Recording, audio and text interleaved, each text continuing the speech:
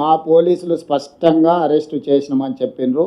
మా పోలీస్ సిబ్బంది చెప్పిందే నేను నమ్ముతాను. అతన్ని అరెస్టు చేసినాము.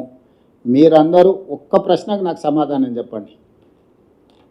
ఒకవేళ సరెండర్ చేస్తే వాళ్ళ పిల్లవాడిని వాళ్ళ ఇంట్లో పెట్టుకొని పోలీసులను పిలిపించి అప్పచెప్తారు. అప్పజెక్షను మీ ఇల్లా నా ఇల్లా? రోడ్డు మధ్యలో పోలీసులు నాకాబందీ చేసి వెహికల్స్ని చెక్ చేస్తున్నప్పుడు అప్పా జంక్షన్లో బండి భగీరథ పోలీసులకు చిక్కిండు.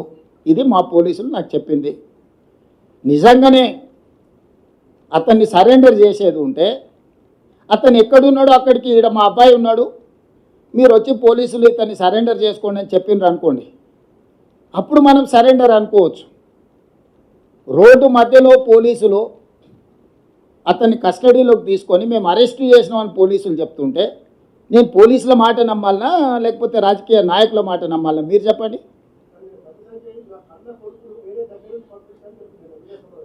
నేను అనేది ఏంటంటే అతను దగ్గరుండే పంపించి ఉండొచ్చు. నేను దగ్గర ఉన్నాడా లేడా అనేది నేను గవా కాదు. అతను ఏం చెప్తే అదే నిజం. ఎందుకంటే వాళ్ళిద్దరు ఒక దగ్గర ఉన్నారా లేదా, 5 రోజులు అబ్స్కాండ్ అయినప్పుడు తండ్రి కొడుకులు ఒకే ఇంట్లో ఉన్నారా లేరా, ఇది కాదు కదా. మేము వివాదం నుంచి అన్ని ఫిర్యాదులో ఉన్న అంశాలను అన్నిటినీ చాలా సిస్టమేటిక్గా విశ్లేషించుకొని కంప్లైంట్ వచ్చిన వెంబడే ఎఫ్ఐఆర్ చేసి ఒక పద్ధతి ప్రకారం ఈరోజు ప్రభుత్వం చర్యలు తీసుకున్నది. మా చర్యల్ని ప్రజలు కానీ కోర్టు కానీ ఎవరు తప్పుపట్టలే.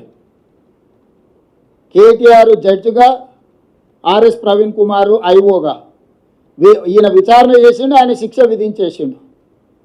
అసలు ఏం సిగ్గు కూడా పడరంటే అసలు ఇంత సిగ్గు తప్పిపోయినరు వీళ్ళనంటే నాకు అర్థమే అవుతలేదు. ఇప్పుడు ప్రభుత్వానికి పోలీసులకు చట్టాలు ఉన్నాయి. ఫోక్సో కేసులో ఫిర్యాదు రాగానే ఎఫ్ఐఆర్ చేయాలా? 0 మీద ఎఫ్ఐఆర్ చేసినావు. ఎఫ్ఐఆర్ చేసిన తర్వాత పేరెంట్ స్టేట్మెంట్ చేసినావు. 24 అవర్స్లో అమ్మాయి స్టేట్మెంట్ రికార్డ్ చేయాలి. ఆ ప్రకారం చేసుకుంటే అమ్మాయి దగ్గర కోర్టు దగ్గరికి తీసుకెళ్ళి 164 స్టేట్మెంట్ చేయాలి. ఇది సెన్సిటివ్ కేసు. ఫోక్సో కేసులో ఎవరి వివరాలు చెప్పడానికి లేదు. వాళ్ళలాగా రోడ్డు మీద వాడు మాట్లాడితే ఆ కుటుంబాల వేదన, ఆ అమ్మాయి కుటుంబానికి ఎంత ఆవేదన ఉంటుంది. వీళ్ళు అడ్డగోలుగా ఇచ్చేసి ఆ అమ్మాయి ఫోటోలు పెట్టి, ఆ అమ్మాయి తల్లిదండ్రుల ఫోటోలు పెట్టి, అసలు కేటీఆర్ అనేవాడు అసలు మనిషా? ఎవడన్నా మనిషి ఇట్లా వ్యవహరిస్తాడానికి? రాజకీయాలు కావాలంటే ఎన్నికల్లో కొట్లాడు, ఎన్నికల్లో ఓడించు.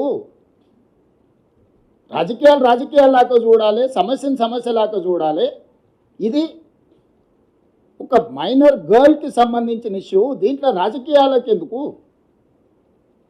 ప్రభుత్వం ఒక పద్ధతిలో చర్యలు తీసుకుంటున్నప్పుడు అందరినీ దీంతోనే మొత్తం ఒక మైనర్ అమ్మాయిని అడ్డం పెట్టుకొని రాజకీయంగా ఏదో సాధించినామని ఈ శాడిజం ఏంది? ఇది శాడిస్టిక్ ప్లెజర్ కాదా?